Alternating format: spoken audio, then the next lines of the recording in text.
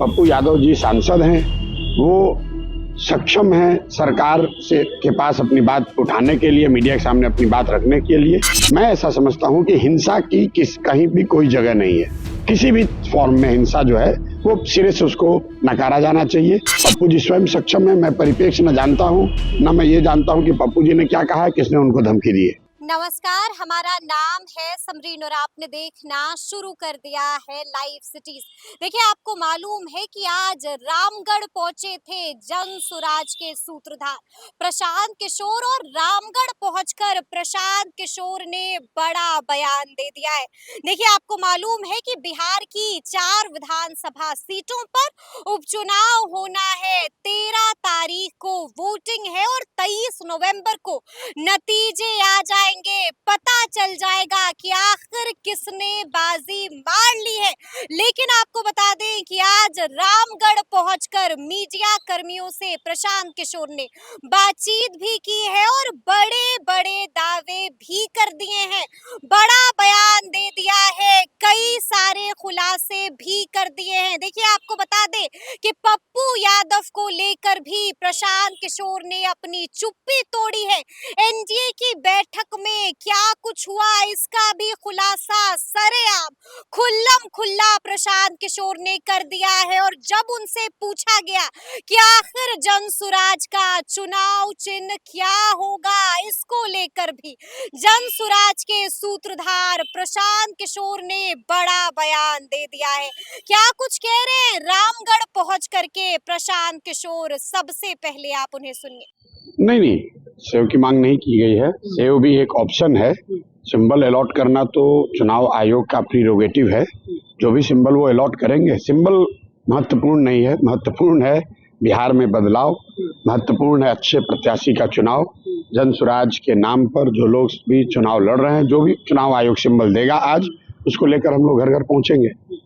अभी एक काफी चर्चाएं हो रही है और पक्ष जो है आपके प्रत्याशियों को लेकर के हावी है और उनके क्वालिफिकेशन, एजुकेशन क्वालिफिकेशन पर सवाल उठाए जा रहे हैं, जैसे कि इमामगंज हो गया या फिर बेलागंज के प्रत्याशी हो गए। विपक्षी ट्रोल कर रहे हैं आपके उम्मीदवार। सिर्फ 12वीं पास से ही प्रत्याशी उतारे हैं, उनको हाईली एजुकेटेड व्यक्ति। देखिए, ऐसा है कि जो जन सुराज का मोटो है, जो स्लोगन है कि सही व्यक्ति और सही सोच का व्यक्ति और सब समाज के सामूहिक प्रयास, जो 3 बात है, सही लोग, सही सोच और सामूहिक प्रयास।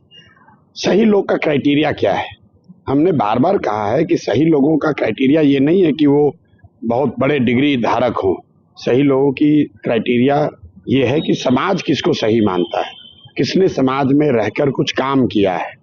अगर जो लोग ये कह रहे हैं इस परिप्रेक्ष्य में कि मैंने तेजस्वी जी के 9वां पास नहीं होने की बात उठाई है, तो मैं बार बार कहता रहा हूं कि सवाल ये नहीं है, प्रश्न ये नहीं कि वो 9th पास नहीं है, क्योंकि कई बार परिस्थितिवश आपकी जो पारिवारिक, सामाजिक, आर्थिक स्थिति है, उसकी वजह से आपको संभव है कि आपके पास कोई बड़ी डिग्री न हो, लेकिन इसका मतलब ये नहीं है कि आपने समाज में कुछ काम न किया हो। दूसरी बात कि तेजस्वी जी जैसे उनके माँ बाप मुख्यमंत्री रहे हैं, जिनके माँ बाप मुख्यमंत्री हैं, मुख्यमंत्री के बेटे होने के बावजूद अगर आप 9वीं क्लास पास नहीं करते हैं, तो आपकी योग्यता से बढ़कर ये इस बात को दिखाता है कि शिक्षा को लेकर आपका नजरिया क्या है, शिक्षा को लेकर आपकी सोच क्या है। तो उन दोनों बातों को अलग करके देखिए। जो भी प्रत्याशी 4 खड़े हैं जन सुराज के, आप उनके बारे में समाज में जाकर पूछ लीजिए। वो बालू माफिया नहीं है, वो क्रिमिनल नहीं है, वो किसी बड़े बाप के लड़के नहीं हैं, उनके माँ बाप किसी विधायक मंत्री के लड़के बच्चे नहीं हैं, वो समाज के सामान्य परिवारों के लोग हैं। जन सुराज की पूरी ताकत लगकर उनके साथ उनको चुनाव लड़ा रही है और जनता के सामने एक पहली बार पिछले 25-30 सालों में एक विकल्प है कि वो राजद के डर से भाजपा को और भाजपा के डर से राजद को जो वोट देते रहे हैं, उससे अलग हटकर किसी अन्य दल या नेता का चुनाव करें।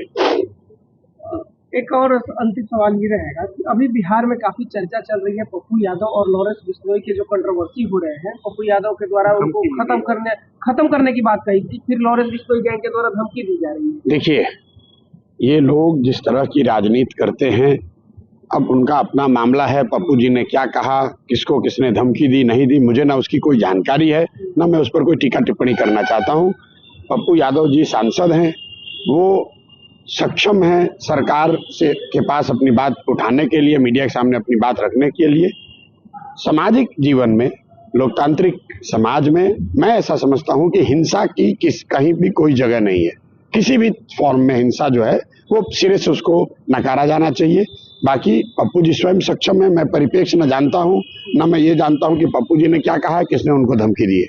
नहीं, शांत किशोर के लिए कोई अग्नि परीक्षा नहीं है। हमारी अग्नि परीक्षा ये है कि अगले 10 बरस में बिहार में बदलाव हो, बिहार देश के 10 अग्रणी राज्यों में शामिल हो।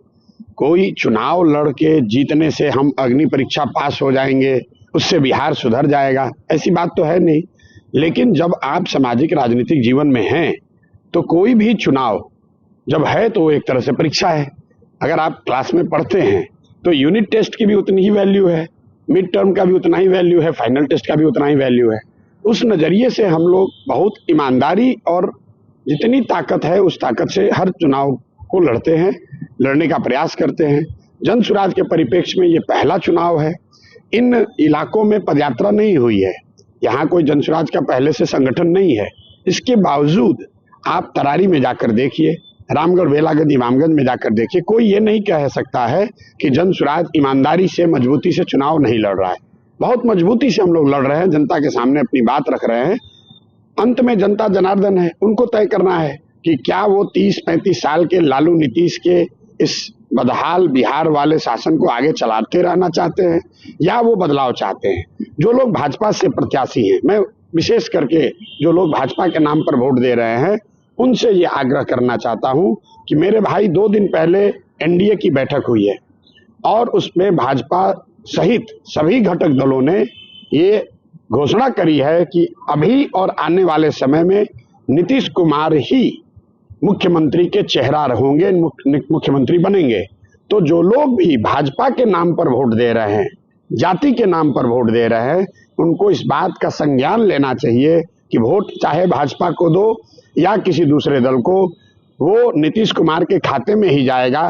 तो अगर आप लोग नीतीश कुमार के शासन से खुश हैं, अगर आप बिहार के स्थिति से खुश हैं, तो आप भाजपा को वोट दीजिए।